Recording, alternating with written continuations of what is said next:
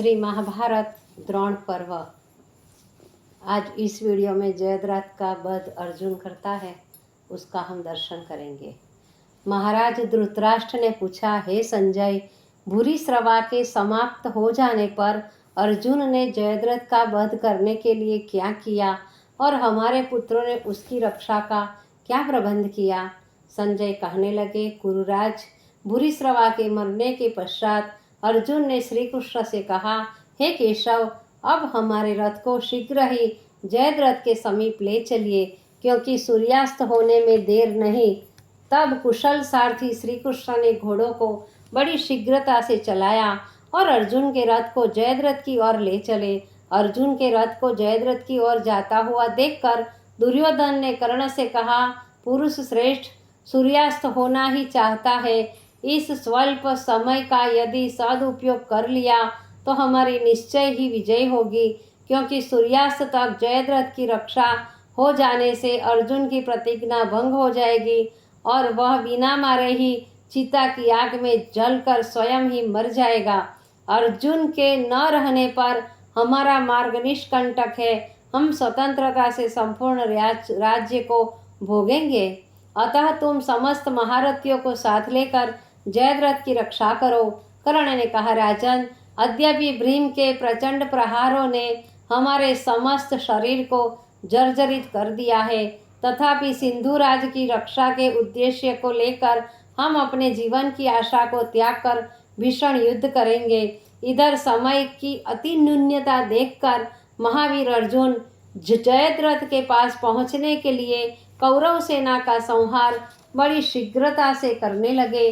कौरवों ने भी जयद्रथ को कर्ण शल्य महारथियों से रक्षित कर अर्जुन पर अनंत बाण वर्षा प्रारंभ कर दी है।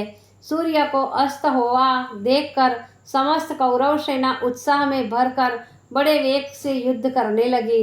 वीरवर अर्जुन ने भी सबसे पहले कर्ण को ही अपना लक्ष्य बनाया और अपने भयंकर बाणों के प्रहार से उसके सारथी और घोड़ों को मार गिराया तथा कर्ण को भी घायल कर दिया। रथ के अनुपयोगी होने पर अश्वत्थामा और शल्य भी कर्ण की सहायता करने लगे। कौरव पक्ष के योद्धाओं द्वारा छोड़े गए बाणों ने आकाश को ढक लिया और चारों ओर अंधकार छा गया। तब अर्जुन ने दिव्यास्त्र द्वारा उस अंधकार को दूर कर दिया। अर्जुन उस समय साक्षात महाकाल की प्रतिमूर्ति बने हुए कौरव सेना का महानाश कर रहे थे। उनके गांडीव की भयंकर टंकार से समस्त सेना अत्यंत भयभीत होकर इधर उधर भागने लगी, किंतु कौरव सेना के प्रधान महारथियों ने एकत्रित होकर बड़ी तत्परता से अपना संपूर्ण बल लगाकर जयद्रथ की रक्षा की। उन्होंने अर्जुन को जयद्रथ पर वार करने का अवसर नहीं दिया। इतने में ही सूर्य बिंब बादलों की ओर में आ गया। कौरवों ने समझा कि सूर्य अस्त हो गया। इस प्रसन्नता के आवेश में वह सभी युद्ध करना भूल गए। इधर जयद्रथ भी मृत्यु काल व्यतीत हुआ समझकर रक्षित स्थान से बाहर आकर बड़े आनंद से सूर्य बिंब की ओर देखने लगा, किंतु इस रहस्य की वास्तविकता को मायापति श्री कृष्ण के सिवाय और कोई न जान सका।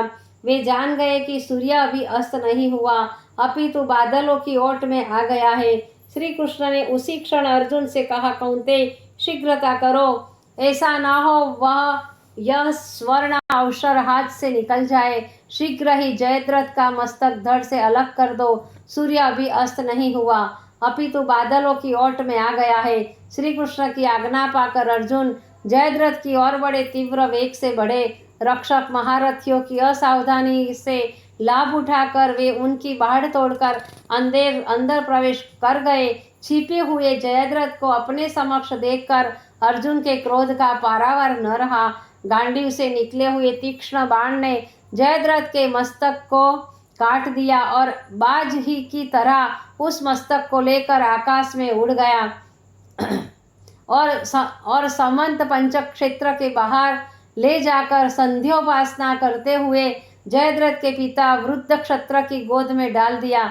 इस प्रकार अर्जुन ने 8 अक्षौहिणी सेना का नाश करके जयद्रथ का वध किया। इसी समय सूर्य पर से बादल हट गया और सूर्य का रक्तिम बिंब चमकने लगा। सभी योद्धाओं ने देखा कि वास्तव में अर्जुन ने समय के रहते हुए भी ही अपनी प्रतिज्ञा का पालन किया है। जयद्रथ को मारकर अर्जुन, भीम, सात्यकी, युधामन्यु व उत्तमौजा बड़े उच्च स्वर से हर्ष ध्वनि करने लगे और भगवान श्री कृष्ण विजय सूचक स्वर से अपना शंख बजाने लगे। उन ध्वनियों को सुनकर धर्मराज व अन्य सब योद्धा समझ गए कि अर्जुन ने अपनी प्रतिज्ञा पूर्ण कर ली है। यह जान सबको अति प्रसन्नता हुई और भांति भांति के वाद्य बजाकर दसों दिशाओं को निनादित कर दिया।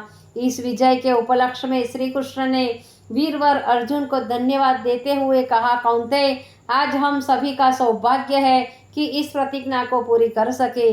कौरवों की इस विशाल सैन्य सागर को पार करके लक्ष्य पर पहुंचना तुम्हारी ही वीरता का काम है।